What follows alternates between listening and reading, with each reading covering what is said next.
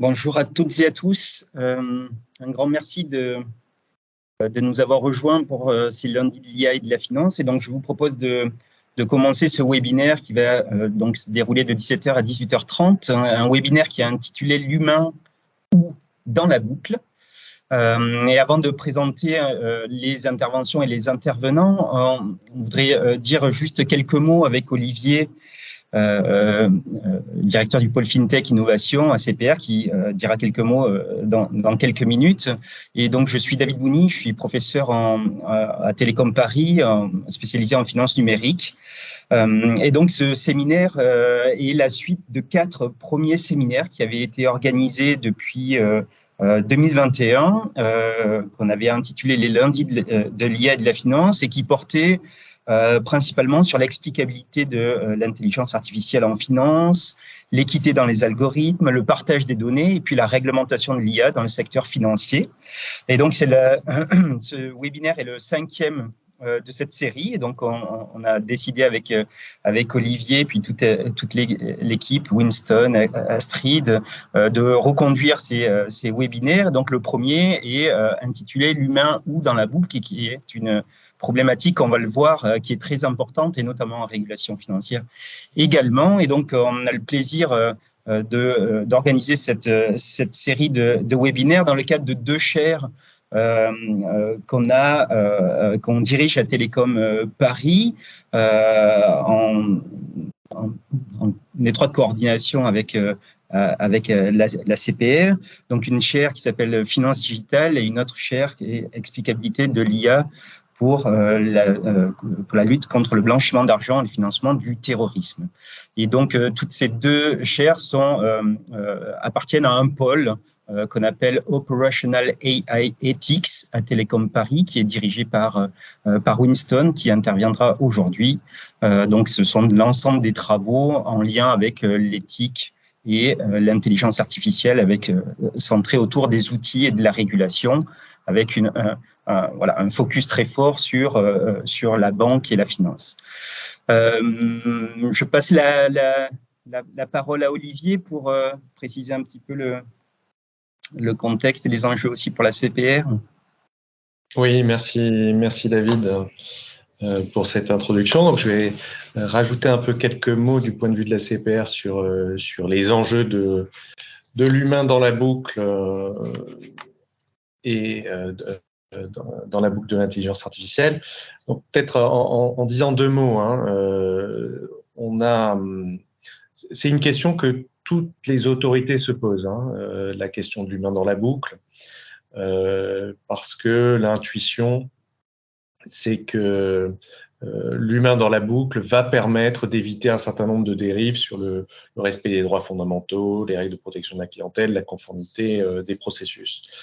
Donc ça, c'est une intuition et ça a quelque chose de rassurant. Donc on entend très souvent dans le débat l'idée que mettre un humain dans la boucle, ça va régler un certain nombre de sujets dont on va débattre, je pense, aujourd'hui. Donc je vais pas les lister. Mais en pratique, quand on y réfléchit, l'expression est très vague. C'est pour ça d'ailleurs qu'on a choisi comme titre pas l'humain dans la boucle, mais l'humain ou dans la boucle. En fait, j'aurais tendance à poser 2 questions. C'est pourquoi faire l'humain dans la boucle? Pourquoi faire? Et donc, où le placer dans la boucle pour qu'il fasse ce qu'on veut qu'il fasse.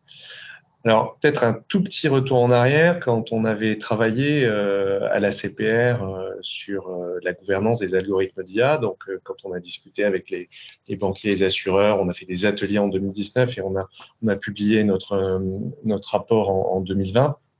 Cette question-là, elle avait émergé comme une des questions centrales, en lien évidemment avec des questions d'explicabilité, de l'auditabilité et de la gouvernance de l'IA. Et à l'époque, spontanément, dans le rapport, on avait posé la question plus en termes d'intégration des humains dans les processus dans lesquels les algorithmes fonctionnaient. Donc, dans les processus eux-mêmes, en se disant, c'est là que les opérateurs vont pouvoir repérer les erreurs manifestes, etc. Mais déjà à l'époque, dans le rapport de l'époque, on avait posé plus de questions qu'on avait apporté de réponses, puisqu'on avait remarqué que un opérateur, et on l'avait remarqué après avoir discuté avec les acteurs du secteur, qu'un opérateur qui contredit un algorithme a une responsabilité plus grande. Parce que s'il fait une erreur, il l'a fait contre l'algorithme, il l'a fait tout seul contre la question de l'algorithme. Donc on avait déjà soulevé cette question-là, et on avait également soulevé à l'inverse que l'humain parfois modifie son comportement et peut avoir un biais qui consiste à suivre toujours les instructions de l'algorithme. Donc la question de savoir comment on pouvait rendre l'humain plus indépendant de la machine pour qu'il ait un véritable contrôle, une véritable maîtrise, je dirais, du processus, c'était une question qui était restée ouverte à l'époque et qui nous paraissait absolument importante. Le deuxième point que je voulais mentionner, puisqu'on va pas, je vais être bref quand même, c'est que depuis ce travail de 2020 et depuis d'ailleurs notre première série des lundis de l'IA, où on avait en filigrane, on avait abordé un petit peu ces sujets-là dans les questions d'explicabilité, de biais cognitifs, etc., qu'on avait fait. Depuis, il est arrivé quand même un sujet important du point de vue de l'autorité de contrôle, c'est le projet de règlement européen sur l'IA. Donc, je pense que là aussi, ça va être abordé pendant le webinaire. Je dirais, le projet de règlement de l'IA, lui, pose la question un peu différemment, puisqu'il parle de contrôle humain, et pas forcément, et c'est pas très clair. Donc, d'ailleurs, je suis preneur d'un éclairage sur le sujet. Pas forcément de l'intégration dans les processus. Et il dit clairement, le contrôle humain vise à prévenir ou à réduire les risques. Donc ça, c'est vraiment son objectif, c'est pourquoi il faut prévenir les risques. Ce qui pose plus de questions ensuite, c'est la suite du règlement qui liste toute une série d'objectifs le contrôle humain. La personne en charge du contrôle doit avoir la possibilité de comprendre les capacités et les limites de l'algorithme, d'avoir conscience d'une éventuelle tendance à se fier automatiquement ou excessivement aux résultats. Donc, c'était un peu le sujet qu'on avait esquissé en 2020. D'interpréter correctement les résultats, de décider de ne pas utiliser le système de l'IA et d'intervenir, voire d'interrompre le système d'IA. Et là, quand j'ai relu pour préparer le webinaire, l'introduction du webinaire, j'ai relu un petit peu le projet d'article de règlement IA. Je me suis dit que finalement, ce projet d'article posait encore plus de questions opérationnelles qu'il n'en résolvait. C'est-à-dire qu'il pose un certain nombre de principes qui paraissent utiles, mais opérationnellement, il repose de façon encore plus aiguë la question de où est-ce qu'on va mettre l'humain dans la boucle pour obtenir tous ces résultats. Et je dois avouer qu'après avoir lu l'article, ça ne me paraît pas complètement évident. Donc, le webinaire aujourd'hui va être très utile parce qu'il va nous aider à éclairer tout ça. Voilà. Donc, voilà un petit peu les enjeux et voilà, je dirais, les questions qu'on se pose du point de vue des autorités de contrôle. Et donc, j'espère beaucoup que les intervenants, que David, je crois que tu vas présenter, vont nous aider à éclairer un peu notre lanterne. Merci beaucoup Olivier. Donc nous avons notre première question pour Winston. Comment l'IA Act va-t-elle organiser le contrôle humain? Je pense que ce sera la première question qu'on va lui soumettre à la fin de son exposé, s'il n'y répond pas. Donc vous l'aurez compris, ce webinaire, c'est un moment très intéressant de partage entre des académiques, des professionnels de la banque et aussi le régulateur. Et donc, ces échanges sont souvent très riches. Donc, n'hésitez pas à lever la main, poser des questions dans le chat et on se fera un plaisir d'y répondre au fur et à mesure. Donc, le programme de cette cinquième série est articulé autour de 3 interventions. La première, celle de Winston Maxwell, qui est directeur des études de droit et numérique à Télécom Paris. Winston va nous parler très vraisemblablement de cette question du contrôle humain des algorithmes qui était au cœur de son habilitation à diriger des recherches qu'il a soutenues il n'y a pas si longtemps que ça l'Université Paris 1 Panthéon-Sorbonne et qui est un des spécialistes en France de l'IA et de l'éthique et notamment de la régulation et puis de ces enjeux de comment opérationnellement on traduit des règlements, des législations d'un point de vue très concret. Donc un grand merci Winston d'avoir accepté de participer à ce séminaire. Et donc je te laisse la parole et je reprendrai la parole pour présenter Thomas et Astrid par la suite qui interviendront donc après ton intervention, et on prendra toutes les questions à la fin. Donc on a prévu une session de questions-réponses à partir de à la fin des 3 exposés autour de 18h10 environ. Donc n'hésitez pas à poser des questions. Un grand merci à Winston. La parole est à toi. Merci David et Olivier. Vous avez tous les deux bien introduit le sujet. Je vais partager mon écran. Effectivement, j'ai soutenu l'habilitation à diriger des recherches en novembre dernier autour de la question que Olivier a posée. Le contrôle humain, ça veut dire quoi? Effectivement, l'IA Act n'est pas très clair. On sait que le contrôle humain, c'est parfois à double tranchant. L'humain peut faire plus de mal que de bien. Alors, comment organiser le contrôle humain pour qu'il ajoute de la valeur, parce qu'on sent qu'on a besoin d'intervention humaine dans les systèmes algorithmiques.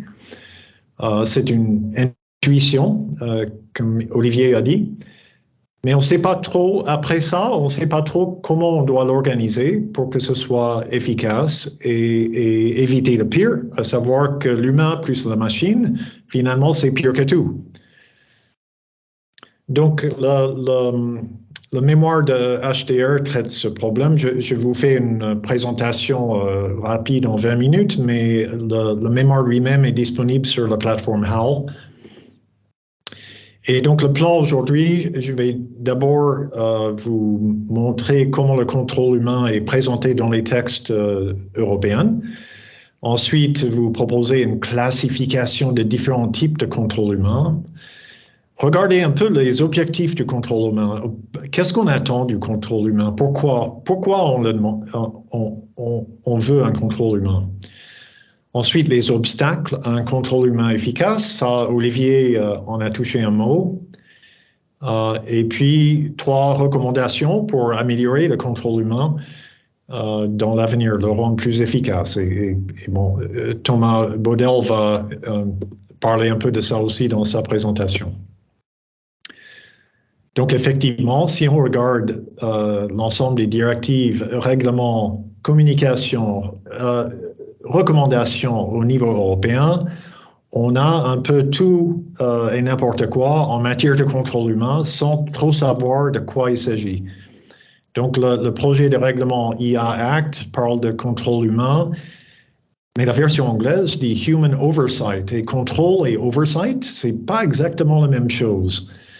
D'autres textes évoquent le véritable contrôle humain, un contrôle humain effectif. RGPD parle d'intervention humaine. Les textes sur les décisions algorithmiques dans la santé parlent de garantie humaine, un examen humain, surveillance et vérification humaine, réexamen, etc., etc., etc. Donc, il est très difficile de trouver une cohérence dans la terminologie. Il n'y en a pas. Et donc, ça rend autant plus nécessaire de mettre un peu d'ordre dans ce qu'on entend par contrôle humain. Alors, la littérature nous permet d'identifier 3 éléments ou 3 conditions cumulatives pour qu'un contrôle humain soit meaningful. Meaningful human control, c'est un terme qui est étudié depuis pas mal d'années dans le secteur des armes létales autonomes, curieusement. Il y a beaucoup de littérature là-dessus et finalement, le IA Act répète des conditions qui sont déjà établies dans le contexte de ces armes. La première condition, avoir une connaissance du fonctionnement de l'algorithme et de ses limitations. C'est une condition posée par le futur IA Act aussi. s'engager dans un processus cognitif de réflexion qui tient compte du contexte de la décision. Et là, c'est plus difficile. C'est quoi un processus cognitif? On sent bien qu'on ne veut pas un humain qui juste appuie sur le bouton pour dire oui, oui, oui, oui, je suis d'accord. Il faut un esprit critique. Et c'est ça, les textes autour du RGPD soulignent le meaningful human intervention comme un vrai processus de pensée, finalement, un processus cognitif. Et puis, il faut avoir l'autorité et la capacité matérielle d'intervenir et de changer la décision ou arrêter le système. Ça va de soi. Alors, je propose 2 familles de contrôles humains dans le papier. Il y a des contrôles humains sur le système dans son ensemble, de surveiller son fonctionnement, arrêter, vérifier. Et ce sont ces contrôles systèmes qui sont mis en avant par le projet de règlement IA Act dans l'article 14. Et puis, il y a des vérifications au contrôle individuel, à savoir une alerte individuelle LCBFT qui doit être vérifiée par un humain ou une décision ou un score de crédit qui doit être vérifié par un humain avant de prendre une quelconque décision, ou un diagnostic médical. Donc, je vais rapidement voir ces 2 familles, comment ils s'insèrent notamment dans le cadre juridique. Alors, le premier aspect du contrôle humain, c'est de définir les règles de l'algorithme. Et là, la Cour de justice européenne a dit que pour certaines applications qui sont très impactantes pour les droits humains, l'apprentissage machine est exclu. Il faut que les humains définissent les modèles et critères à l'avance.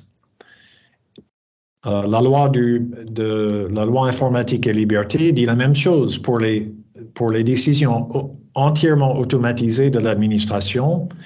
L'apprentissage machine n'est pas possible. Le Conseil constitutionnel l'a confirmé aussi. Il faut qu'un humain puisse assurer la maîtrise et donc finalement créer tous les paramètres et leur pondération et prendre la responsabilité. Ça revient au concept de responsabilité qui va revenir à plusieurs reprises dans cette présentation. Ensuite, il y a bien sûr les tests, les validations et les audits. Là, la Cour de justice dit aussi qu'il faut qu'il y ait un programme de vérification à intervalles réguliers. Ça contribue aussi à la responsabilisation pour garantir l'absence d'erreurs et de biais. Il y a ce concept de human on the loop qui est aussi une forme de contrôle système. On regarde fonctionner le système et puis si on voit un mauvais fonctionnement, on peut intervenir. Donc ça, l'IA Act nous dit beaucoup là-dessus. L'idée, c'est que je peux interrompre le fonctionnement en cas d'anomalie. Ça suppose que je vois des anomalies. Donc ça pose la question des dashboards et des systèmes d'alerte. Mais là où je voudrais focaliser un peu notre attention, c'est ce qu'on appelle le contrôle individuel. Là, sur ces diagrammes, je vois des centaines, voire des milliers d'alertes qui sont générées par un système. Ça peut être des alertes de menaces terroristes, ça peut être des alertes LCBFT. Et il y a un individu qui doit vérifier les alertes et ensuite choisir ceux qui sont fondés, qui méritent par exemple une déclaration à Tracfin ou qui méritent une enquête supplémentaire. Et cette fonction est assez ingrate et difficile.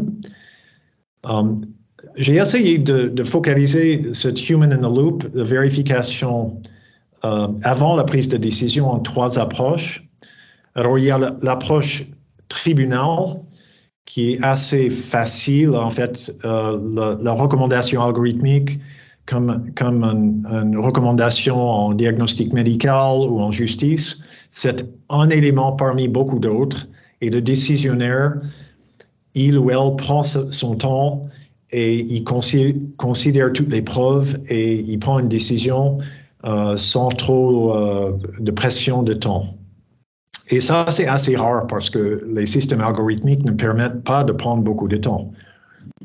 Ensuite, le cas le plus fréquent, c'est la vérification humaine à la lumière d'autres informations.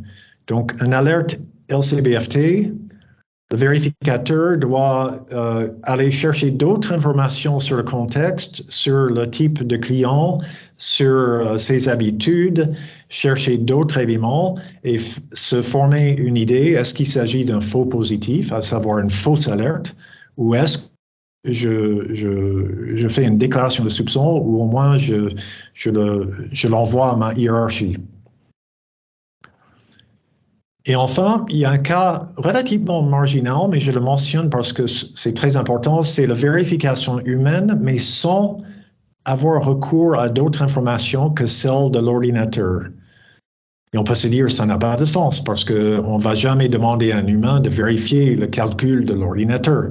Mais si, dans certains cas, et c'est par exemple la reconnaissance faciale, on peut se dire qu'un opérateur humain ou reconnaissance d'image d'infraction routière, de franchissement de lumière rouge, de feu rouge, on peut se dire qu'un opérateur humain est aussi bon que l'ordinateur pour classifier une image de tous les jours. Mais c'est assez rare. Généralement, sauf reconnaissance d'image, l'humain ne va pas être aussi bon que l'ordinateur dans la tâche de classification à partir des mêmes informations. Et enfin, il y a le contrôle individuel au stade des contestations. Et ça, c'est très important pour la RGPD. Je ne suis pas d'accord avec le refus de crédit. Je ne suis pas d'accord avec le calcul de mon impôt. Donc, je peux exprimer mon point de vue, je peux contester. Je ne suis pas d'accord avec le retrait de mes contenus sur YouTube. Ça, c'est le Digital Services Act. Je ne suis pas d'accord avec la plateforme Uber qui m'a dégradé, déclassé. Et donc, je dois discuter avec quelqu'un. Donc, beaucoup de textes prévoient ce droit de contestation avec une discussion humaine. Ça nous conduit aux objectifs du contrôle humain.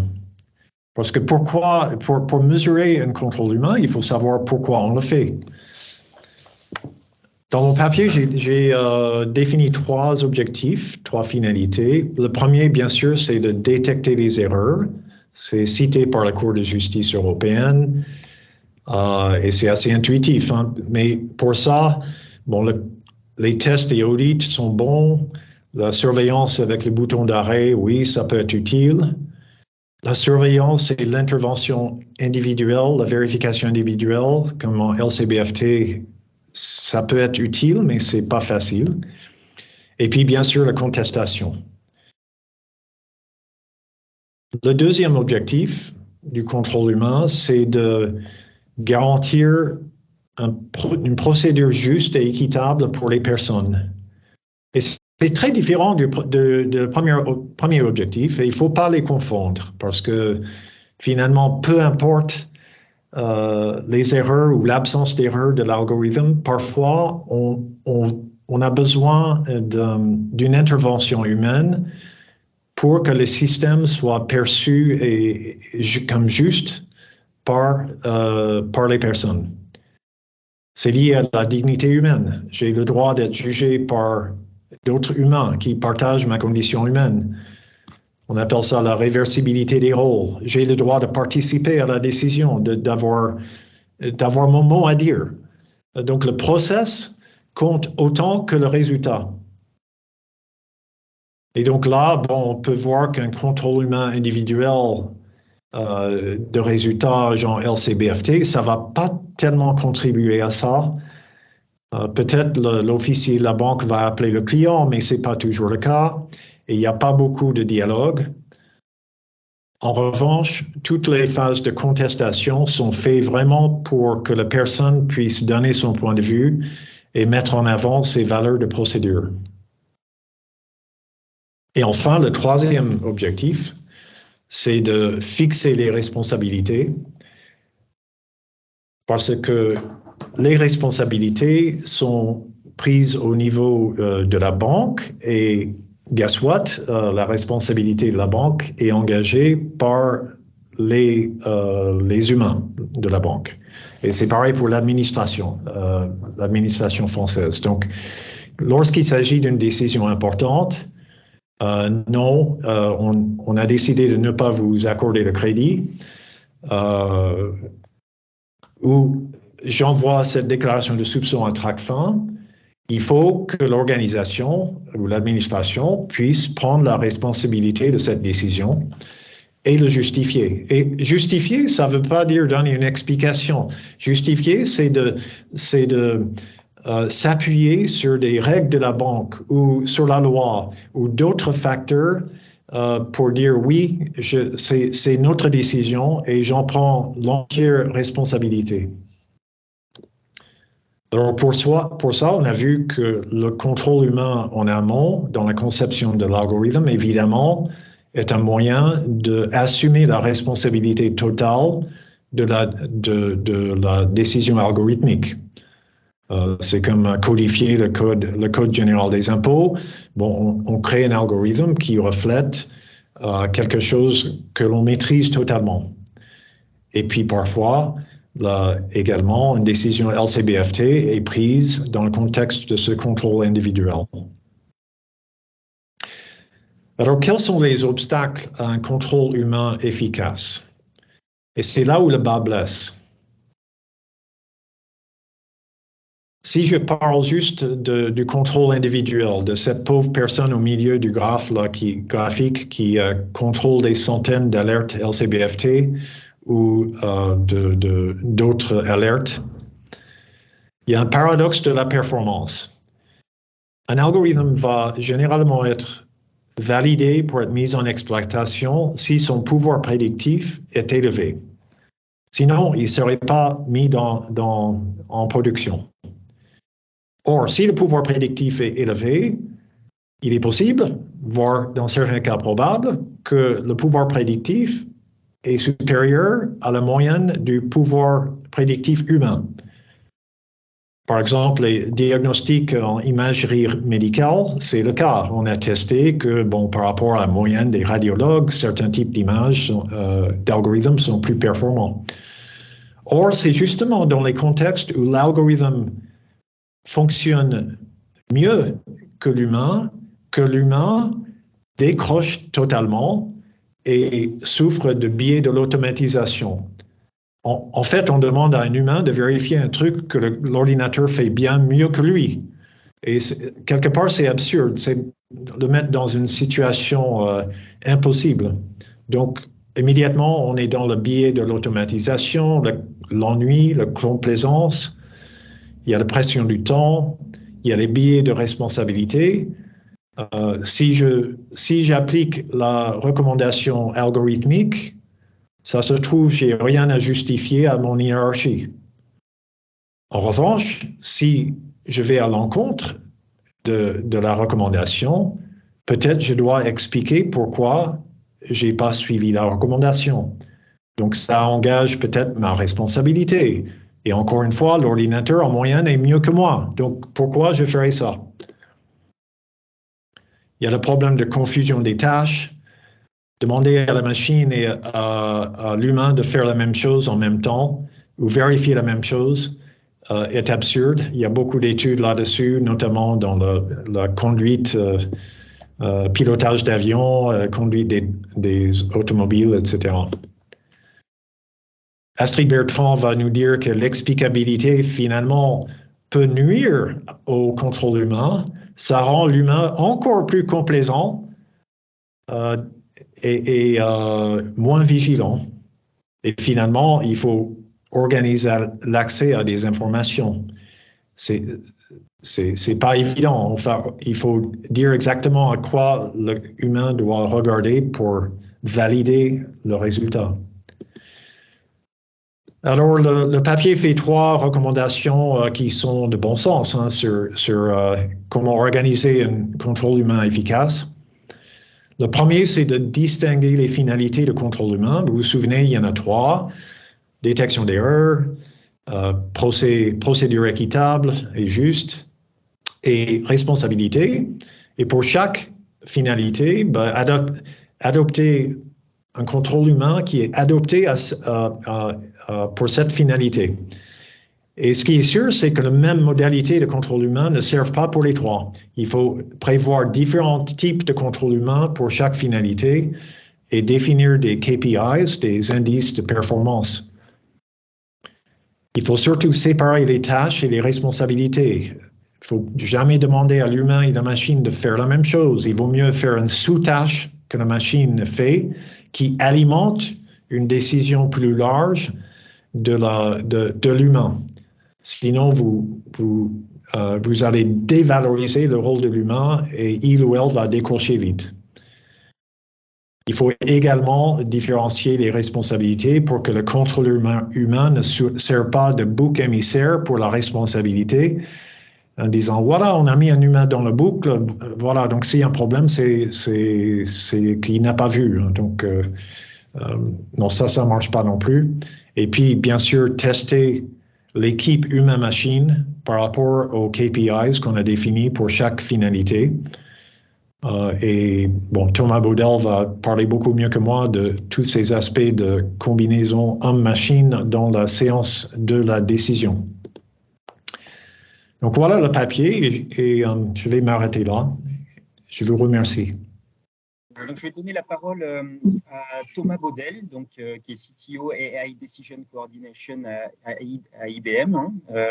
Donc, Thomas est un spécialiste des systèmes d'information interactifs. Il travaille beaucoup sur l'interaction homme-ordinateur, donc, et s'est spécialisé plus récemment, mais peut-être qu'il me contredira, mais sur ces questions d'éthique de l'information. Donc, il travaillait beaucoup sur la visualisation de l'information, l'architecture des systèmes interactifs dans le cadre de domaines sur la logistique urbaine ou l'informatique urbaine, et très récemment donc sur l'éthique de l'information. Et donc je le remercie très sincèrement d'avoir accepté de présenter ses recherches. Donc, qui s'intitule In the Loop, On the Loop, comment choisir. Donc, merci beaucoup Thomas. Et puis, donc on prendra également les questions à la fin. Merci. J'ai partagé mon écran. Tout le monde le voit?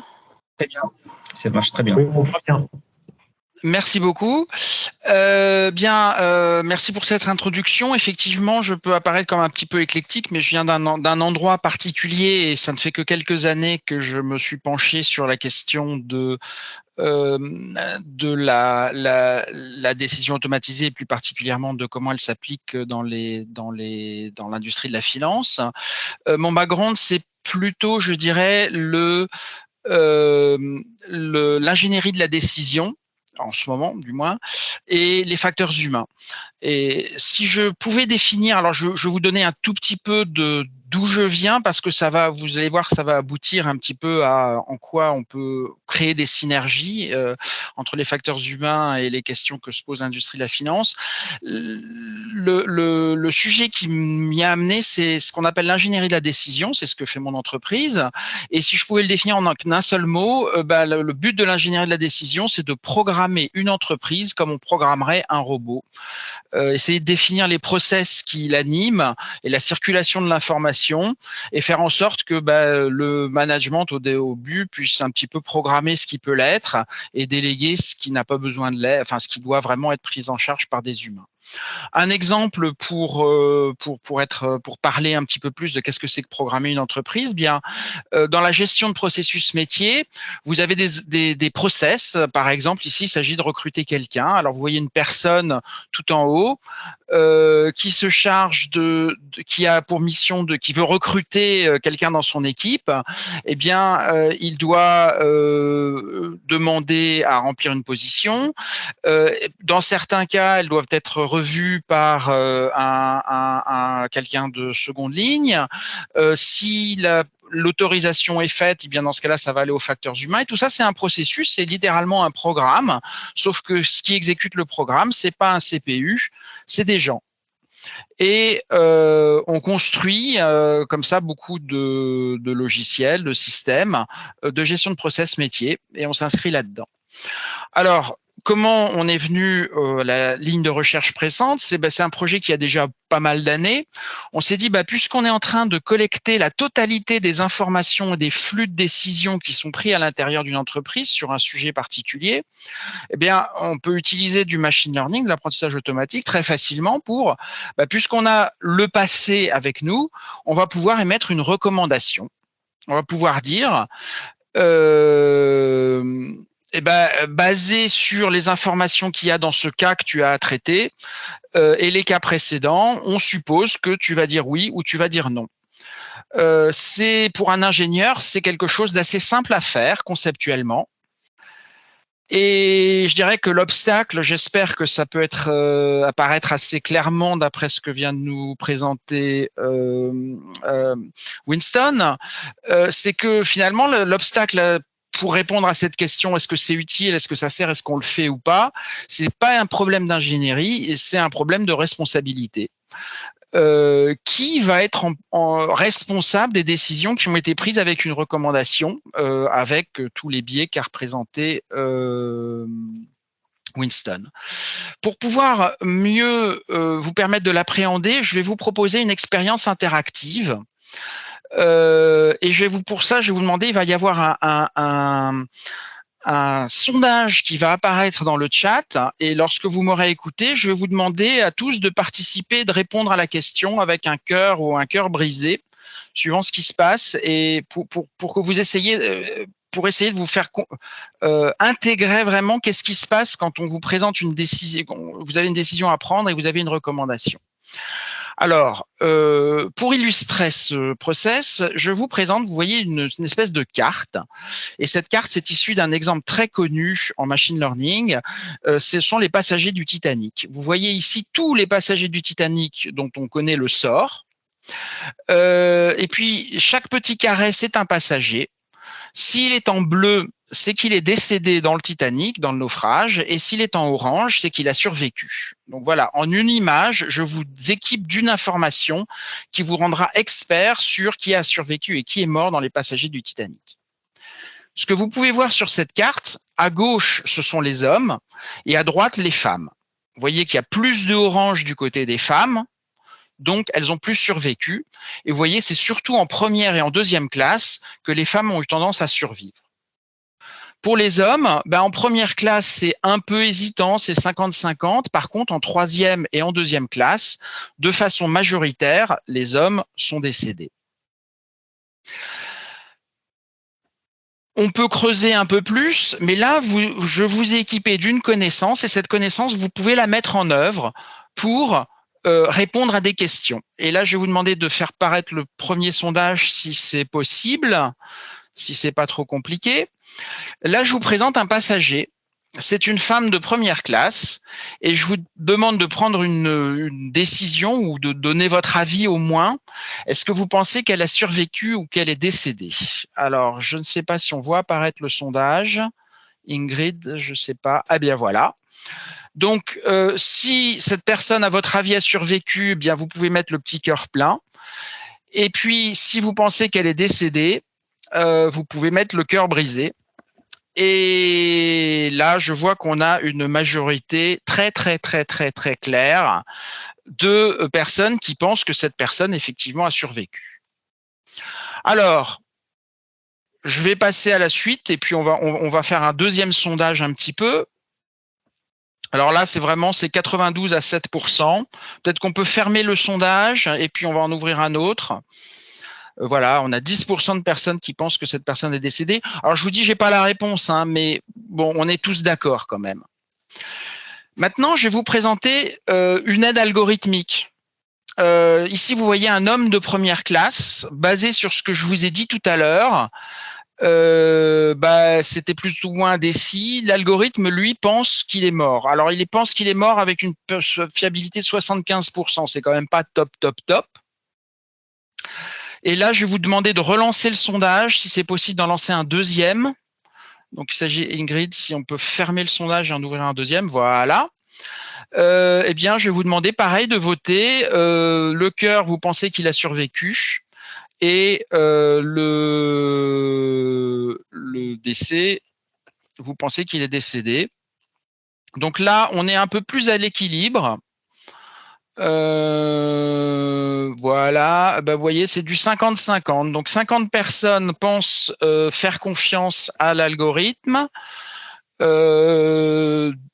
Enfin, c'est plus ou moins indécis. En fait, on est à peu près dans le respect de la décision, de l'indécision initiale, qui était que, en gros, c'est du 50-50. Et je constate que il y a là, j'aurais pensé que plus de gens auraient suivi l'algorithme, parce que nous, on n'a pas beaucoup d'informations, mais l'algorithme en a beaucoup.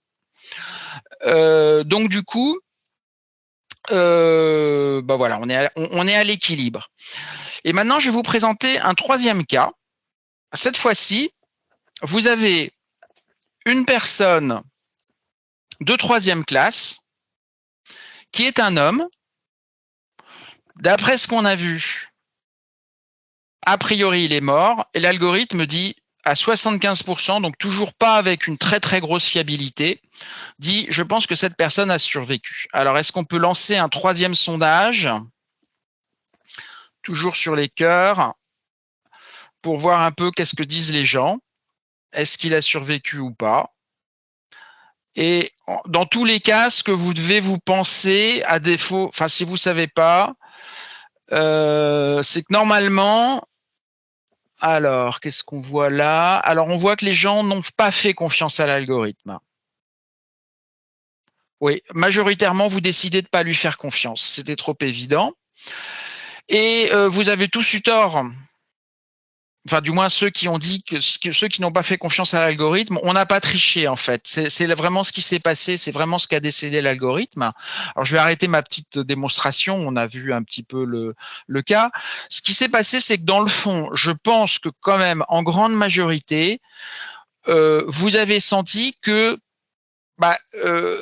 l'algorithme est censé vous aider, mais en fait, vous avez remplacé une tâche de décision par deux tâches de décision. La première, quelle est mon opinion? La deuxième, l'opinion de l'algorithme est contraire. Est-ce que je me fais confiance à mon instinct ou est-ce que je fais confiance à l'algorithme? Et il n'y a pas de bonne réponse. Il n'y a pas vraiment de bonne réponse. Dans ce petit jeu, c'est sans conséquence. Lorsqu'il s'agit d'un médecin qui examine les radiographies, qui doit décider s'il va opérer son patient ou pas, c'est beaucoup plus angoissant et même anxiogène, au point qu'aujourd'hui, les systèmes de diagnostic médicalisés, qui souvent surperforment les experts humains, ont beaucoup de difficultés à être adoptés pour ce type de raisons. C'est-à-dire que vous ne pouvez pas savoir vraiment où est-ce que ça va se passer, et finalement, l'aide qu'on pensait vous apporter, s'avère assez contre-productive. Donc j'espère que cette petite illustration vous a montré un petit peu que finalement, comme l'avait dit Winston, c'est pas forcément une aide algorithmique qui va vous aider à prendre de meilleures décisions. Parfois ça peut, mais parfois c'est plus anxiogène qu'autre chose. Et ce type de dilemme se présente dans un cas qui cette fois-ci est beaucoup plus concret et se présente. Alors je vous présente un cas qui est un cas fictif. Hein. C'est une synthèse de cas sur lesquels nous avons travaillé ces 2 dernières années avec plusieurs clients. Donc il n'y a pas un client précis. On a un petit peu mélangé les choses. Mais en gros, vous avez des transactions financières et il faut filtrer ces alertes. Elles se comptent en millions de transactions par jour. Et puis, vous avez 50 000 alertes qui sont levées avec une suspicion sur la base de règles, de réglementation ou d'indices dans le flux que cette transaction mérite d'être examinée. Et pour ça, ce qu'on a trouvé à faire aujourd'hui, c'est que y a tout simplement des humains qui examinent une par une ces alertes. Dans certains cas, ils ont très peu de temps pour prendre une décision et puis ils décident d'escalader la décision ou pas. Basé sur finalement très un peu plus d'informations que ce qu'a l'algorithme, notamment le bon sens ou une certaine connaissance culturelle qui dépend des process. Donc, j'ai pas un process particulier derrière. Hein. J'ai mis AML, CSFI, fraude. C'est des processus qui ont beaucoup de similitudes et je veux pas révéler un processus particulier derrière.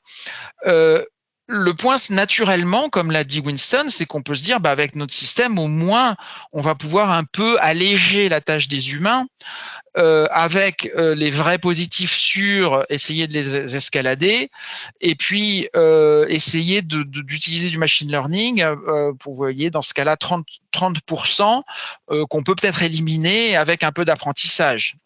Donc ça, c'est des processus qu'on met en place, qu'on essaye de mettre en place. Et la grosse question qui se pose, c'est oui, là, j'ai mis 6, 64 et 30. Mais pourquoi c'est pas 31? Pourquoi c'est pas 7? Pourquoi c'est 64%? Enfin, où est-ce que je place la barre et comment je la place? Alors, en machine learning seul, vous avez des méthodes comme la courbe ROC, la surface sur la courbe, plein d'indicateurs qui vous permettent de fixer de façon plus ou moins rigoureuse des seuils ou des choses. Mais la plupart de ces méthodes sont endogènes. Elles ne prennent pas en compte forcément des critères exogènes qui sont, oui, mais est-ce que ça sert vraiment à quelque chose que je présente quand même des transactions à des humains, sachant qu'ils vont être probablement, qu'ils ont eux-mêmes des faiblesses. Et ce qu'il faut, plutôt qu'une méthode endogène, c'est aussi une méthode qui prenne en compte le contexte dans lequel ces décisions vont avoir à être prises, de façon à tirer le meilleur parti de l'humain en plus.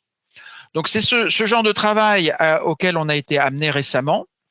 Et on s'est aperçu, alors c'est une rencontre entre la proposition que je vous ai faite au début qui a été analysée, et puis tout simplement des clients qui finalement, on s'est aperçu, ont toujours ce même sujet qui revient.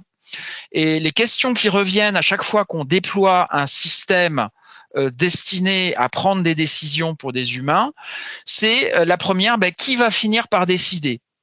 Est-ce que c'est l'humain seul? Est-ce que c'est un algorithme seul? Ou bien est-ce que c'est, comme on l'a vu tout à l'heure, comme on l'a proposé, un humain aidé d'une recommandation? Il ne suffit pas seulement de savoir qui a la main finalement, c'est aussi comment l'algorithme influence la décision, puisque tout à l'heure, vous avez vu, on a été du 50-50, je crois, ou un petit peu moins, de gens qui ont décidé qu'il y avait une certaine aversion à l'algorithme, donc on disait, je lui fais pas confiance. Les biais dont a parlé Winston. Et au final, qu'est-ce qui se passe? Qui décide comment faire? C'est quand une décision a été prise, que ce soit par un humain ou un algorithme, c'est qui est le responsable, sur qui il faut pointer du doigt. Et si jamais une décision est mal prise, est-ce que ce sont des gens individuels ou est-ce que c'est la personne qui a mis au point le modèle? Est-ce que ce sont des questions qui sont assez difficiles à répondre.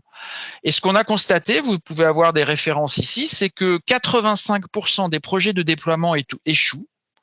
Et je n'ai pas de chiffre exact sur combien échouent parce que le responsable a choisi de ne pas assumer un déploiement, tout simplement parce que ça a échappé à sa perception de la possibilité, de la possibilité qu'il garderait la maîtrise, qu'il garderait le contrôle du processus lorsqu'il inclurait un algorithme. Donc je dirais que c'est un besoin de l'industrie, surtout pour une entreprise comme IBM qui propose des déploiements et des projets. C'est que nous, on aimerait bien que nos clients aient confiance et se sentent assument parce qu'on pense qu'on fait du bon travail. Donc il faut le faire. Il y a vraiment du sens de déployer la décision automatisée. En plus d'être une exigence, d'une demande de l'industrie, il y a également une exigence réglementaire. Winston en a un petit peu parlé. Ce sur quoi je voudrais attirer l'attention, c'est que c'est pas du tout une exigence récente. En matière de sécurité industrielle, il y a 70 ans d'expérience sur quand un automatisme peut réaliser une tâche qui était dédiée à un humain, on doit gouverner, enfin avoir un certain contrôle sur comment cette décision est faite. Et c'est souvent beaucoup plus complexe qu'un stop button, parce que si on met un stop button sur un avion ou dans un pilote automatique, ça marche pas. Dans l'industrie de la finance, alors pour moi c'était nouveau, mais moi j'ai marqué qu'il y a quand même 35 ans d'expérience, c'est le crack de 87 qui a éveillé les esprits sur le fait qu'on ne peut pas laisser les machines faire n'importe quoi. Et aujourd'hui, vous avez, grâce à l'explosion de l'IA, tout un tas de projets au Canada, au UK, et bien évidemment l'AI Act qui fait parler beaucoup de lui et dont Winston nous a parlé tout à l'heure. Je voulais faire un petit panorama de qu'est-ce que c'est que le contrôle. Alors, on parle de contrôle humain, c'est la traduction acceptée du terme oversight. Je préfère le terme supervision. Et si je devais le définir, c'est répondre à la question, une décision est prise, qui est responsable de cette décision?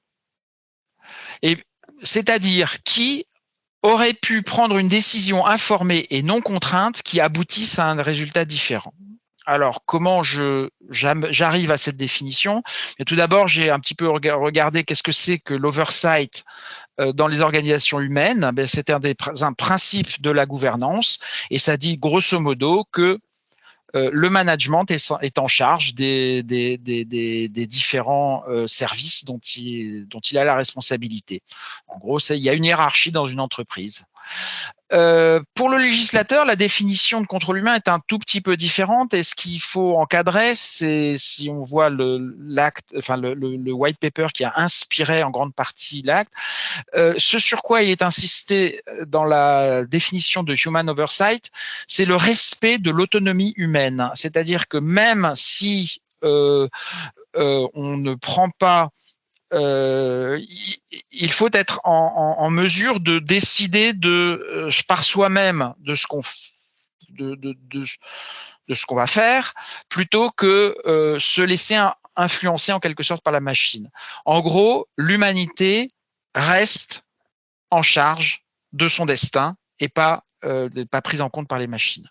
C'est une vision un petit peu philosophique.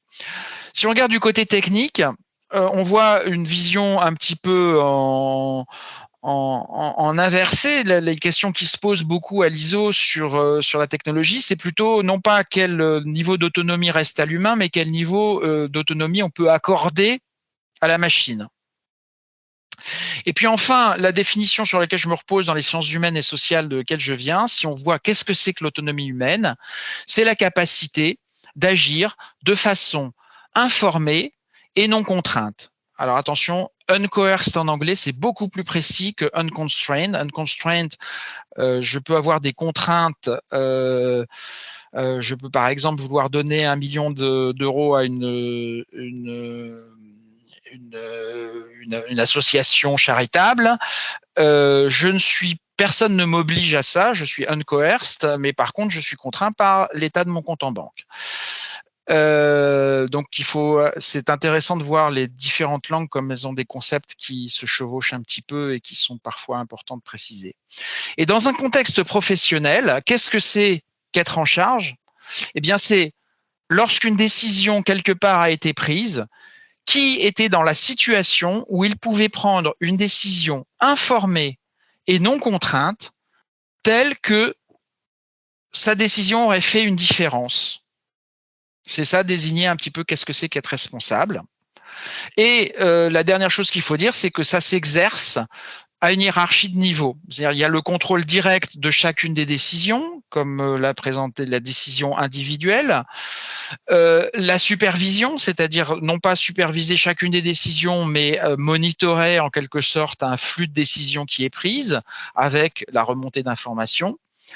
Mais il y a également, à des niveaux plus hauts, comprendre les impacts métiers d'un processus et enfin, ce qui intéresse beaucoup plus le législateur, les impacts sociétaux, c'est-à-dire si on se met à automatiser beaucoup de décisions, est-ce que va y avoir des transformations de la société non désirables, qui sont des choses qui intéressent beaucoup le législateur. Alors, pour répondre à ces questions, je vous ai dit tout à l'heure que c'était déjà très étudié dans le domaine de la sécurité industrielle. Vous avez en 1951 Paul Fitts qui a créé la théorie de l'allocation de fonctions, que je résume, ça c'est extrait directement de son article, en Abba Maba, Humans are better at, dresser une liste de ce que les humains font de mieux, et une liste de ce que les machines font de mieux, et allouer chacune des fonctions qu'on a à remplir, soit à l'humain, soit à la machine, en fonction de ses propriétés. Alors, une chose intéressante sur cette petite liste de 1951, c'est que vous pouvez voir, j'ai mis en italique et en gris, les choses sur lesquelles c'est pas forcément vrai que l'humain est meilleur, et c'est même, on pourrait dire que la machine l'a emporté. Mais il reste encore un certain nombre le principe de la méthode Abba-Maba reste valide, et puis il reste encore des choses qui sont l'apanage de l'humain, sur les qu'on ne pourra pas complètement automatiser ou qu'on ne voudra pas forcément automatiser. Donc, si je l'applique à la gestion de la décision automatisée versus l'aide à la décision, je peux observer que humain-algorithme se complètent dans la mesure où les humains exploitent un contexte, peuvent chercher de l'information externe et surtout peuvent changer les critères de décision. C'est-à-dire, si je vois une alerte, je me dis ça va être compliqué, je vais en avoir pour une demi-heure à l'étudier et la transaction c'est 10 €. Bon, on va pas m'embêter pour 10 € de transaction, je vais pas y passer beaucoup de temps. Ça, c'est une décision que la machine ne peut pas vraiment prendre, enfin qu'on peut pas coder dans la machine parce qu'il y aurait un risque. Par contre, parfois on peut décider sur le coup d'être un peu plus flexible parce que par exemple on est surchargé ou des choses comme ça. Et puis les algorithmes, inutile de vous dire que ça va plus vite et puis c'est plus rigoureux. Et inversement, eh bien, les algorithmes, ils sont moins adaptables, ils gèrent mal les exceptions, la nouveauté, ils sont très très mauvais pour gérer la nouveauté. Tandis que les humains, comme on a parlé des biais tout à l'heure, ils ont bien sûr une fatigue, une capacité de traitement cognitive limitée. Ils ont des biais. Et puis même au-delà des biais, je pense qu'ils ont aussi des partis pris. Alors si c'est le système du juge, c'est-à-dire que même le juge légalement a une certaine autonomie de décision qui est décidée, qui est voulue, mais qui n'est pas forcément souhaitable. Voilà. Alors, je vais aller très vite. Donc, on a des résultats algorithmiques, enfin, on a des résultats concrets qui sont que lorsqu'on, sur l'expérience que je vous ai présentée, si l'algorithme a une performance inférieure à 70%, c'est contre-productif de l'utiliser. Inversement, si la performance de l'algorithme excède de beaucoup celle de la machine, c'est contre-productif de faire intervenir l'humain. Et enfin, nous avons présenté dans un certain nombre de publications la possibilité d'une collaboration dans une certaine fenêtre étroite. Et ce qu'on propose comme modèle dans un produit et sur des études que nous faisons, c'est une gradation de ces possibilités. Si par exemple, je représente sur cette courbe en axe des abscisses, vous avez l'échelle du score de confiance, c'est-à-dire la probabilité que l'algorithme estime il a d'avoir raison sur S inverse positif. Vous avez cette courbe. Aux extrémités, la probabilité est très forte que l'algorithme ait raison. Au milieu, c'est 50%, c'est je sais pas, et donc l'algorithme va se planter en gros une fois sur deux. Si on met en humain au-dessus, on va voir que les deux courbes se croisent. C'est-à-dire qu'à 50%, l'humain va pouvoir adapter ses critères pour faire un peu mieux que l'algorithme. Et à l'inverse, aux extrémités, il ne va pas forcément le faire. Et enfin, la décision augmentée, c'est un peu intermédiaire, c'est une zone intermédiaire. Et cette approche, cette méthode que l'on applique sur des décisions validées par des humains, nous permet de définir 3 zones. Celles sur lesquelles l'algorithme est le meilleur processus de décision, celles sur lesquelles l'humain doit rester au centre et celles enfin où une collaboration présente un intérêt. On a appliqué cette méthode sur plusieurs cas qui nous permettent de justifier les investissements faits en IA, évidemment c'est intéressant. On l'espère de justifier aux instances de régulation pourquoi on a mis un tel dispositif et pourquoi on l'a disposé de cette façon. Et enfin, valoriser l'humain parce qu'en fait, on utilise l'humain à ce sur quoi il est meilleur. Et en conclusion, ce que je voudrais dire, c'est que ce qu'on propose ici, c'est une méthode, des métriques et une méthodologie objectivable, issue de la pratique des facteurs humains en sécurité industrielle, qui permet de répartir la responsabilité de chacun avec des critères objectivables, et on pense que c'est le plus important. Voilà, j'ai un petit peu dépassé, j'en suis désolé, et je vous remercie. Je vais donner la parole rapidement à Astrid. Donc, merci beaucoup Astrid également d'avoir accepté de participer à ce webinaire. Donc, Astrid est doctorante à Télécom Paris, donc sous la responsabilité de Winston, James Egan et de moi-même. Elle fait une thèse en informatique. Elle est spécialiste d'interface homme-machine. Et donc, elle travaille dans le cadre de la chaire explicabilité de l'IA dans le cadre de la lutte contre le blanchiment d'argent et le financement du terrorisme à Télécom. Et donc, elle va nous parler du degré de contrôle. Et donc, elle travaille également, j'ai oublié de le dire, à la CPR, et donc en étroite collaboration également avec les équipes d'Olivier. Et donc, sa présentation est intitulée « Quel degré de contrôle et pour qui à travers l'explicabilité ?» Merci David. Donc Winston et Thomas ont discuté de différentes formes de contrôle humain et de leur implémentation concrète dans les organisations. Je vais me concentrer dans ma présentation sur le rôle des explications pour aider le contrôle humain, et cela pour différents publics précis, à savoir les utilisateurs finaux, qui sont les clients de différents services financiers qu'on peut avoir, et dans l'étude que je vais vous présenter en assurance vie. Et je vais aussi me concentrer dans une étude que je vais vous présenter sur l'audience des régulateurs. Et je vais dire quelques mots sur un projet qu'on va commencer. Donc, la majeure partie de ma présentation, ce sera sur une étude que j'appelle ROBEX, qui signifie en fait le Robot Advisor explicable. Donc, c'est une étude qui est dans le contexte de l'assurance vie, des robots advisors en assurance vie, dans laquelle vraiment on s'intéresse aux clients souscripteurs potentiels. Voilà. Et donc, je dirais quelques mots à la fin de ma présentation sur une étude qu'on est en train de lancer avec la CPR sur comment concevoir des explications et des outils de gouvernance pour le régulateur et pour les auditeurs internes dans le contexte cette fois de la LCBFT. Donc, sur l'étude en assurance vie, nous, la question qui nous intéressait dans cette étude, c'est vraiment comment expliquer pourquoi tel ou tel produit a été recommandé à tel client. Donc, dans le contexte des robots advisors, ce qui veut dire en fait des outils en ligne qui permettent de souscrire en ligne à un contrat d'assurance vie. Et cette question, elle nous intéresse pour plusieurs raisons. La première, c'est que c'est exigé par la loi. Il y a le Code des assurances qui décrit le devoir d'information et de conseil en assurance vie qui exige de formaliser les raisons pour lesquelles tel contrat est adapté à tel client en fonction de ses caractéristiques. Et cette réglementation, elle a été faite en vue de ce qu'on appelle la prise de décision éclairée. Donc, ce qu'on peut comprendre comme permettre au client de comprendre la recommandation qui lui est faite, lui permettre aussi de savoir s'il peut lui faire confiance et s'il peut la suivre, parce qu'in fine, c'est à lui que revient la décision de suivre ou de ne pas suivre la recommandation. Et l'autre objectif sous-jacent, c'est de renforcer la responsabilité des distributeurs d'assurance en leur obligeant de laisser une trace écrite des raisons qui motivaient ce conseil.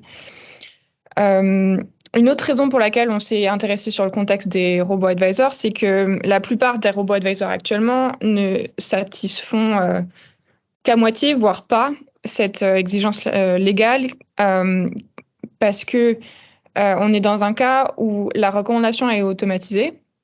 Et donc, on a besoin d'outils eux-mêmes automatisés pour avoir une explication qui soit en temps réel avec la recommandation. Ce qu'on peut trouver du côté du champ de littérature de l'explicabilité en IA, mais ce que les outils actuels n'utilisent pas forcément. Donc, on a souvent des explications un peu plus génériques et plus nébuleuses sur la méthode qu'on a utilisée, a été faite par les meilleurs experts, mais on n'a pas quelque chose de vraiment concret sur les raisons de la recommandation en lien avec les caractéristiques d'un client. Et enfin, ce qui est aussi intéressant dans ce cas, c'est que l'IA est vraiment susceptible de disrupter ce marché assez rapidement, car elle permet de produire des recommandations qui sont plus personnalisées, qui prennent en compte plus d'aspects des caractéristiques clients. Et donc, ce qui justifie d'aller voir du côté d'outils un peu plus d'explications plus complexes, comme les explications de l'IA. Donc, ce qui nous intéressait dans cette étude, c'était de questionner en fait si les explications automatisées de RoboAdvisor sont à même de répondre à ces objectifs, de permettre au client de comprendre, permettre au client de calibrer sa confiance et de renforcer la responsabilité des assureurs. Et cette question n'est pas du tout triviale. Winston et Thomas l'ont bien souligné dans leur présentation, c'est qu'il y a un double tranchant aux explications qui a été déjà souligné dans les littératures. Si on comprend, si on prend un champ de vision rationnelle et si on émet l'hypothèse que les clients vont mieux comprendre les recommandations, bien comprendre ses fondements, bien vérifier leur pertinence, ça c'est vraiment dans une hypothèse où on réfléchit de façon rationnelle, mais il y a aussi des biais cognitifs qui rentrent en jeu, comme le biais d'automatisation dont a parlé Winston, des principes de persuasion qui sont liés aussi qui peuvent être liés à l'explication, de confirmation, etc. Donc, on a commencé notre étude en faisant une étude pilote avec des interviews qualitatives, d'une part des régulateurs qui sont experts dans la protection des consommateurs et d'autre part d'utilisateurs finaux qui avaient la particularité de ne pas avoir de connaissances financières préalables.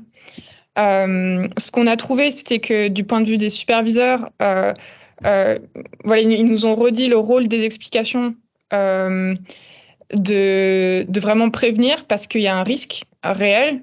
Donc vraiment voir les explications comme un outil qui permet de mettre en évidence le risque au regard de ce qu'on peut prendre comme risque, avec toutes nos caractéristiques de clients. Ça a aussi mis le doigt sur le fait qu'il y avait des outils, même pas basés sur l'IA, et basés sur des règles qui étaient déjà très complexes pour les intermédiaires d'assurance et qui déjà nécessitaient d'outils d'explication qui leur permettraient de faciliter la compréhension de leurs propres outils. Et côté utilisateur, ce qu'on a trouvé, c'était un réel besoin pour des explications qui soient super simples, claires et qui permettent aussi les aider à apprendre des concepts financiers qui sont peut-être basiques pour les gens qui s'y connaissent et qui les permettent aussi d'engager l'utilisateur dans tout ce processus qui peut être perçu comme assez lourd pour certains. Ensuite, on est passé à ce qu'on a voulu faire, c'est une étude plus quantitative. Et pour ça, la première étape, c'était de faire un outil. Donc, on a créé un RoboAdvisor simplifié et fictif, basé sur les interfaces qui existent dans les RoboAdvisors qui sont disponibles en ligne. Donc, ce que l'outil faisait, c'était de proposer un contrat d'assurance, donc fictif, parmi 5, du moins risqué en bleu clair au plus risqué. Et ensuite, l'utilisateur voyait donc la recommandation d'une part, les explications sur cette recommandation, sur les caractéristiques de cette recommandation, et des explications sur pourquoi on vous propose telle recommandation au regard de ce que vous nous avez dit plus haut sur votre projet et vos caractéristiques. Notre objectif, c'était aussi de vraiment tester l'impact des explications et de leur format. Et pour ça, on a fait 3 formats différents et qu'on a comparé à une condition sans explication. Et donc, les 3 formats différents, c'était 2 formats plutôt graphiques, donc ce qu'on voit tout à gauche de l'écran. Donc, le A et le B, c'est donc des explications qui sont sous format synthétique, tabulaire. À gauche, on voit les raisons qui ont poussé vers plus de sécurité et à droite, les les raisons qui ont poussé vers plus de risques. Et le B, en fait, l'utilisateur pouvait changer certaines de ses caractéristiques. Et pour le C, on a exactement le même contenu en termes d'explication, mais par contre, on a un format conversationnel donc sous format de dialogue. L'autre chose qu'on a testé, c'est ce qu'on voulait savoir si les personnes étaient capables de reconnaître une recommandation qui était très mauvaise pour eux. Donc, par exemple, pour quelqu'un à qui on recommanderait le produit de risque 2 sur 5, on lui mettrait le produit le plus risqué, 5 sur 5, ce qui donne des explications qui sont normalement incohérentes. Par exemple, votre niveau de connaissance financière débutant a poussé vers plus de risques.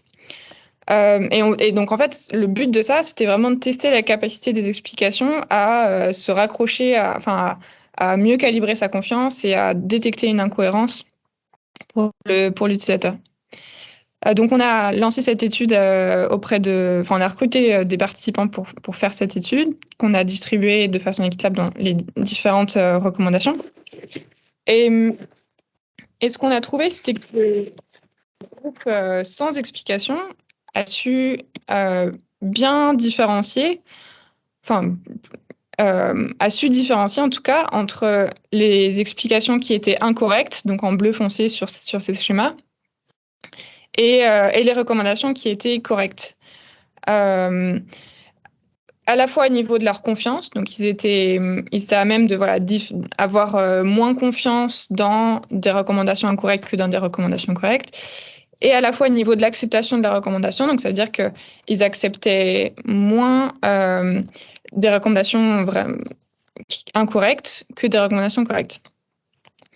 Maintenant, si on regarde au niveau des conditions, des participants qui ont reçu une explication, et plus précisément si on regarde les explications conversationnelles, on voit qu'à l'inverse, les participants qui ont reçu ces explications-là n'étaient pas en mesure de différencier au niveau de la confiance qu'ils attribuaient à leur recommandation entre une recommandation incorrecte et une recommandation correcte.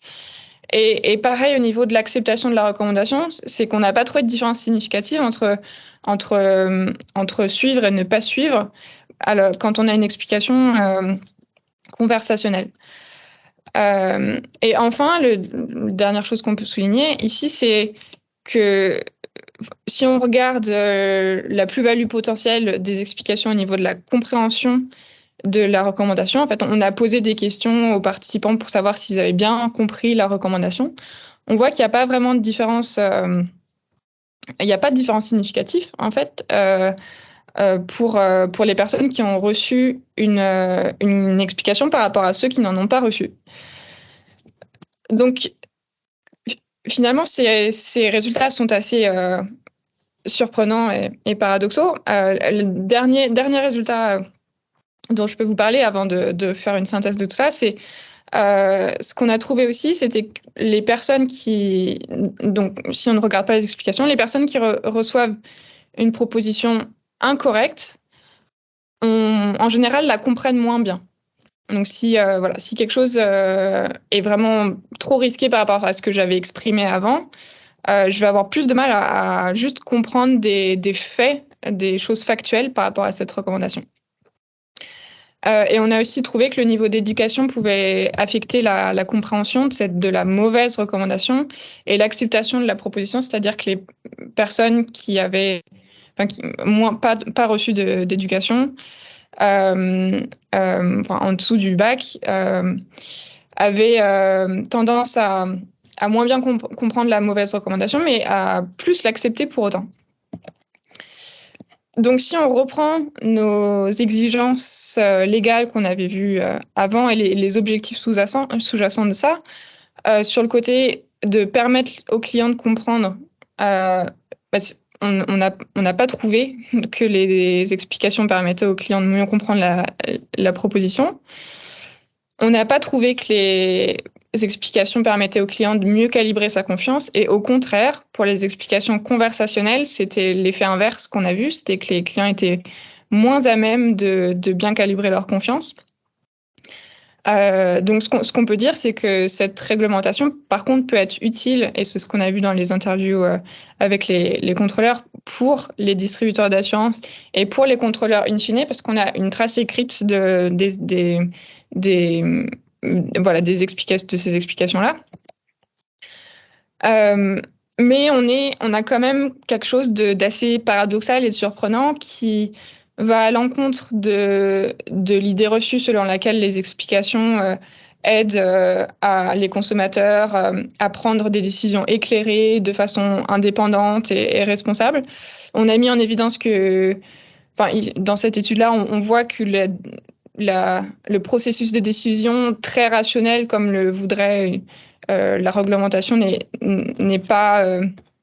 le contexte ici n'est pas là pour ça. Il y a des biais cognitifs qui rentrent sûrement en jeu. Et que du coup, les explications, non seulement ne sont pas positives, parfois sont neutres, comme pour les explications graphiques, mais parfois sont nocives, comme pour les explications conversationnelles. Pour la question des explications conversationnelles versus graphiques, donc il y a des études qui montrent que la familiarité avec ce genre de discussion, ou bien l'anthropomorphisation qu'on peut faire avec une discussion par chat, peut en fait renforcer certains biais cognitifs de persuasion notamment. Ce qu'on n'a pas forcément prouvé dans cette étude, mais ce qui est une piste pour comprendre un peu ces résultats. Et donc voilà. Et par contre, les explications graphiques étaient, dans notre cas, moins sujettes à une surconfiance, mais parfois plus difficiles à comprendre pour certains. Je voudrais juste terminer avec quelques mots sur l'autre étude qu'on fait avec la CPR sur le rôle des explications pour la gouvernance de l'IA. Donc, juste en quelques mots, là, l'idée, c'est de se concentrer sur un autre sujet en finance, qui est la LCBFT, et de regarder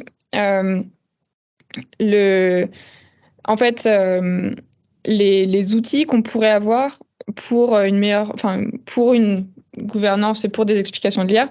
Donc là, le projet, c'est de faire une série d'ateliers qualitatifs avec, d'une part, des contrôleurs et d'autre part, des acteurs bancaires, dans un second temps, pour mettre en avant et mettre des mots sur les vrais besoins qu'on peut avoir en termes d'explication, de transparence, de gouvernance sur des outils d'IA. C'est sûr que l'IA dans ce secteur est une vraie question que les banques se posent. Leur implémentation n'est pas forcément évidente, particulièrement vis-à-vis de l'incertitude réglementaire qu'il peut avoir par rapport à leur utilisation. Donc là, l'idée, c'est d'essayer de clarifier un petit peu les questions qu'on pourrait avoir sur ces outils-là, et quels outils on pourrait faire pour répondre à ces questions d'explicabilité et de transparence. Merci beaucoup pour votre attention et donc c'est maintenant l'heure des questions. Si vous avez donc des questions pour moi, pour Winston ou pour Thomas, vous pouvez les poser dans le chat. Merci. Merci beaucoup Astrid. Il y a eu beaucoup de questions pour les trois intervenants. Alors Thomas a essayé de répondre à certaines d'entre elles dans le chat, Olivier aussi. Peut-être sur la première intervention, Winston, il y avait deux types de questions, une question qui était plutôt destinée à Olivier, je pense, sur un petit peu qui sera en charge dans le secteur financier d'appliquer un petit peu l'IA Act. Est-ce que tu as des éléments de réponse sur ça? Et puis pour Winston également, il y avait plusieurs. Je ne sais pas, Winston, si tu veux prendre un résumé s'il y a des questions en particulier auxquelles tu voudrais répondre. Donc peut-être la priorité à Olivier sur l'application de l'IA Act et ensuite Winston, tu réponds. Oui, d'accord. Peut-être très rapidement donc sur l'application. J'ai pas vu la question exactement, mais alors l'IA Act a plusieurs niveaux d'autorité de surveillance. Il y a des autorités de surveillance ex ante et puis des autorités de surveillance ex post.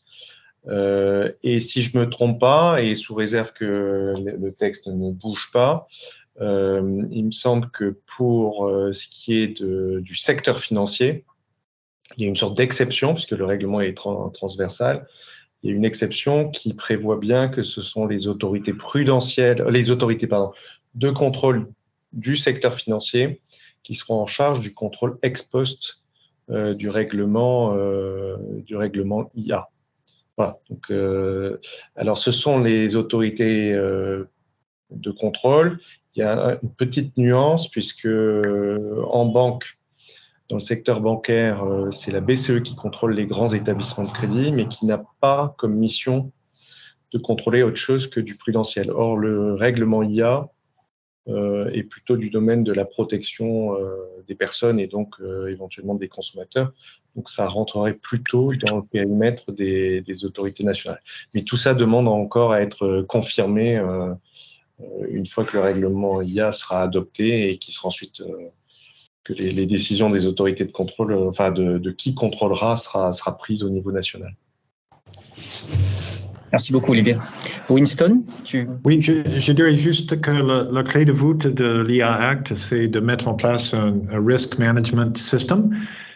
Et donc, dans le secteur financier, vous vivez par le risk management depuis des décennies.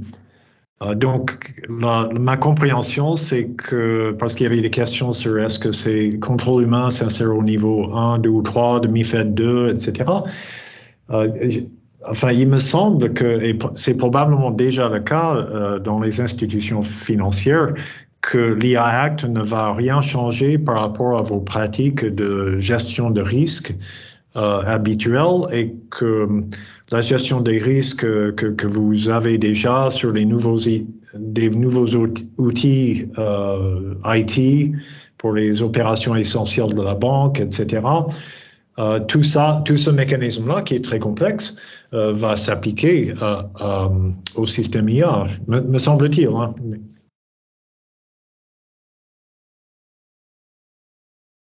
Merci Winston. Astrid, également, il y avait des questions dans le chat. Je ne sais pas si tu veux y répondre directement. Je ne sais pas si tu as vu les questions. Oui, j'ai répondu à Pierre que effectivement pour la mesure de la compréhension, c'était vraiment sur la compréhension de la proposition qui leur a été faite. Donc les personnes qui n'avaient pas d'explication, ils recevaient quand même une proposition et donc on leur posait des questions sur voilà leur compréhension de cette proposition-là, sur le risque de la proposition, le taux de fonds euros. Et sinon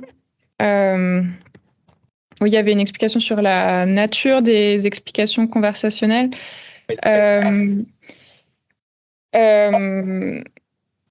fait, moi, ce que je définis comme explication conversationnelle dans mon étude, j'utilise ce terme, mais il peut y avoir, je pense, d'autres façon de représenter une explication conversationnelle. Par exemple, moi, ce que j'ai fait, c'était que la caractéristique, c'était que les explications étaient données sous forme de phrases, de textes, et qu'elles étaient données sous la forme d'un chat, avec une couleur quand c'est moi qui tape quelque chose, et une autre couleur quand c'est le chatbot qui me répond. J'ai pas trop regardé, c'est une bonne piste, j'ai pas trop regardé les différences d'explications conversationnelles là-dessus. Moi, je m'étais basée sur une étude qui avait souligné que les explications sous format purement texte, mais pas vraiment conversationnel, juste du texte en fait, étaient mieux comprises par les utilisateurs, moins sujettes à l'incompréhension, mais par contre, elles étaient moins attractives. Mais c'était une étude où les explications étaient un peu plus courtes et il n'y avait pas cet aspect comme un SMS ou un chat. Et ce papier-là, du coup, préconisait de faire des explications sous format hybride, à la fois graphique et textuel. Et c'est ça qu'on a exploré, en fait. On a fait des explications conversationnelles avec soit un tout petit peu de part de graphique pour juste expliquer où on se situait dans le niveau de risque, soit des explications qui sont plus graphiques, mais avec quand même la description textuelle juste quelle est la caractéristique qu'on regarde. Je ne sais pas trop si je réponds à la question, mais... Merci beaucoup Astrid. Peut-être Thomas, est-ce qu'il y aurait des points que vous souhaiteriez éclaircir à travers les questions? Vous avez répondu à tous les points? Oui, alors je réponds, c'est vrai, un petit peu au fur et à mesure. On a des conversations passionnantes en parallèle. Effectivement, les résultats que j'ai présentés très rapidement et parfois peut-être un peu trop rapidement, parce qu'il y a quand même pas mal de stats derrière et c'est forcément simplifié. Dans la présentation qui sera disponible, il y a quelques-unes des références, enfin il y a les références principales que j'ai citées, et on est tout à fait disponible pour des conversations plus poussées, parce que voilà, je dirais que je suis sur notre proposition se repose sur des épaules de géants. Nous reposons sur des épaules de géants. Voilà. Merci Thomas. Peut-être Olivier, est-ce que tu souhaiterais aborder un point? Il y avait notamment des questions sur alors tu as abordé la question ex post, tu as répondu à la partie ex post. Donc voilà, il y a la partie ex ante.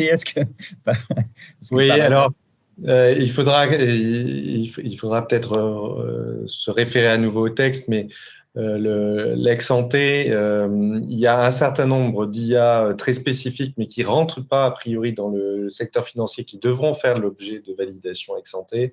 Les autres feront l'objet d'une auto-certification.